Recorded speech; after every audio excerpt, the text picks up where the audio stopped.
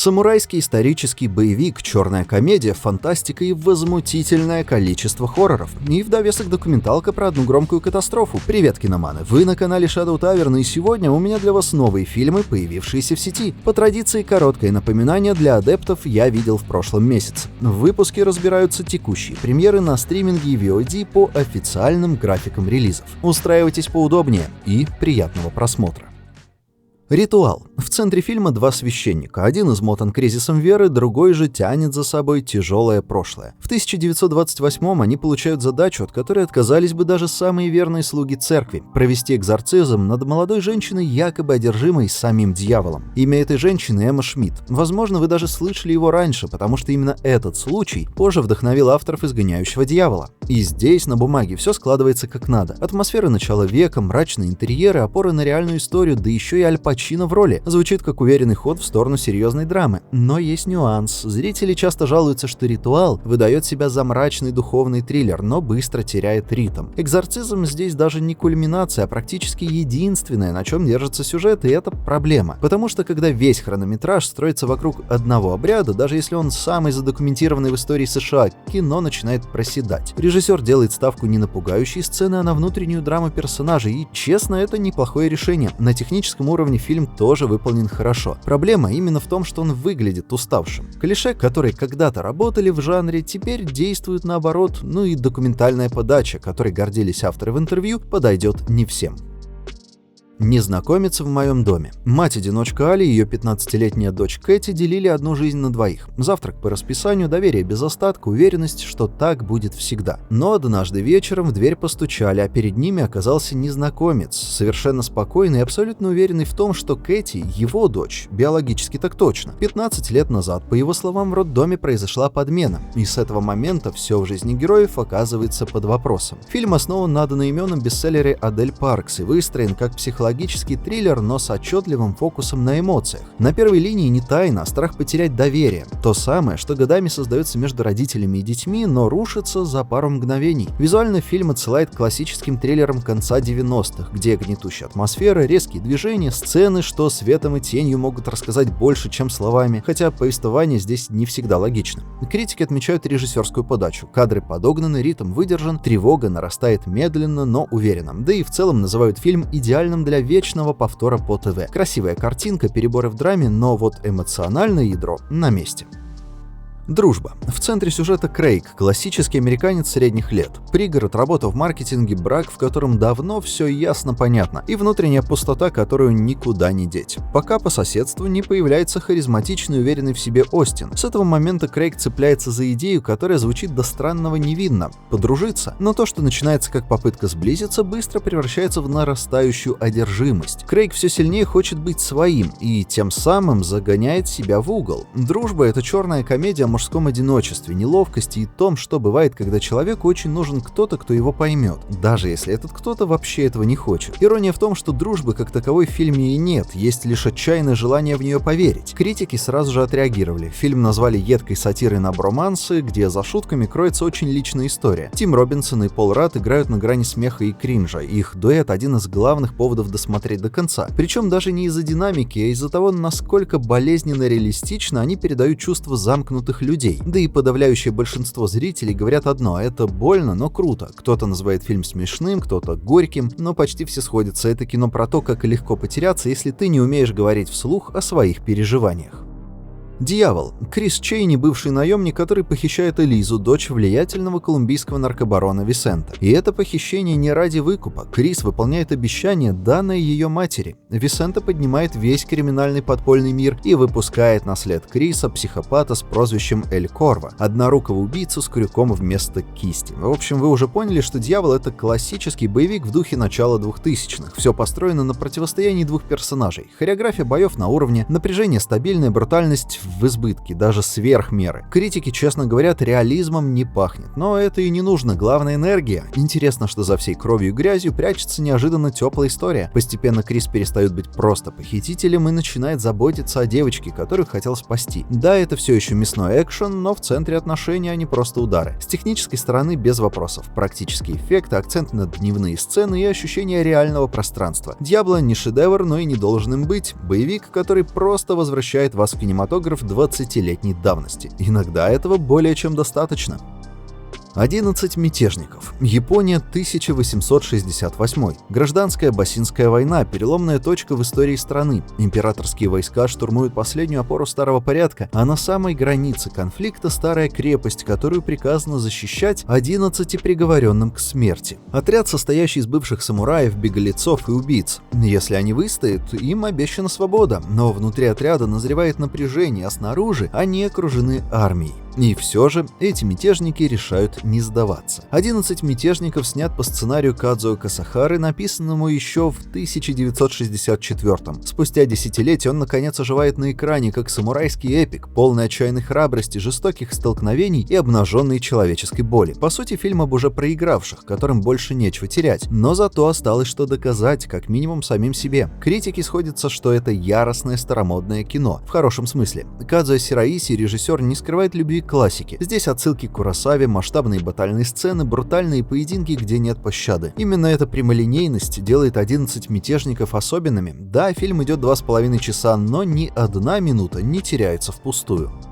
Кровавый урожай. Куин и ее отец хотят начать все сначала. После потери матери они перебираются в крохотный Кэтл Спрингс, городок, где будто само время остановилось. Жители закинуты в бесконечный лимб между разрушенной кукурузной фабрикой, постоянным бормотанием взрослых и подростками, которым просто нечем заняться. В этом застое возникает миф. Подростки, уставшие от морализаторства и скуки, придумывают клоуна Френда, вымышленного маньяка, который карает бездельников. Все для лайков, все по фану, только шутка заходит далеко. В какой-то момент клоун-убийца не метафорический, а настоящий, выходит из поля, готовый сеять хаос. Кровавый урожай начинается как стандартный подростковый триллер, но быстро превращается в кровавый аттракцион. Маньяк в маске Френда устраивает охоту на старшеклассников, и с каждой сценой все только набирает обороты. Экранизация романа Адама Сезара получилась именно такой, какой и ждала аудитория слэшеров. Элли Крейг, автор «Убойных каникул», снова делает ставку на баланс между мясом и самоиронией, между легкостью и страхом. Режиссер не усложняет, а просто нащупывает тон, в котором зрители чувствуют себя как дома. Клише на месте, куда без них, но такое кино в целом не нужно как-то объяснять или искать слои смыслов, его просто включают, когда хочется чего-то яркого, жестокого и глупого. И это нормально. В общем, да, если Такер и Дейл навсегда остались в вашей памяти, не пропустите.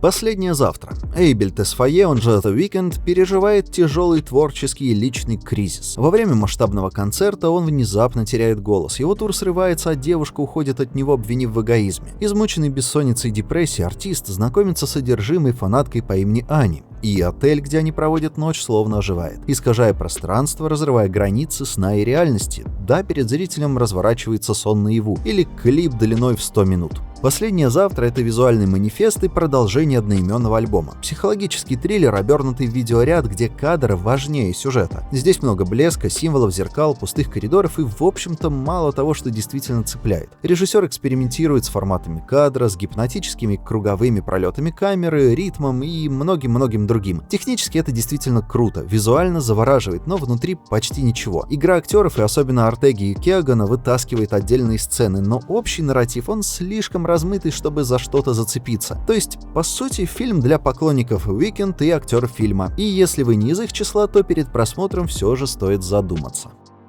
Дети апокалипсиса. Будущее наступило, старик, и оно безжалостно. Мир опустошен вирусом, попытка его остановить провалилась, города исчезли, люди вымерли. А где-то среди мексиканских лесов, вдали от всего, в старом доме живут 3 братьев. Они совсем дети, но вокруг уже давно нет места детству. Выживают как умеют, охотятся, ведут хозяйство, читают книги. Все кажется почти нормальным, пока не узнаешь, что в подвале дома на цепи сидят их зараженные родители, своего рода полузомби, которых нужно еще и кормить. Дети апокалипсиса — это не очередной фильм о вирусе. Здесь нет военных, политики или глобального размаха, все камерно. Семья, ферма, цепи и безмолвный детский страх. Режиссер показывает кошмар сквозь фильтр наивности. Мальчики читают сказки монстрам, наряжают тела на праздники, делают вид, что мама и папа все еще с ними. И в этом настоящая боль, ведь они играют в жизнь, которой больше нет и не будет. Фильм собрал высокие оценки на жанровых фестивалях. Его называют уникальным взглядом на постап, и это не пустые слова. Это редкий случай, когда зомби-фильм способен пробить эмоционально, а все потому, что рассказывает не о чудовищах, а о детях, которые не готовы отпустить прежний мир.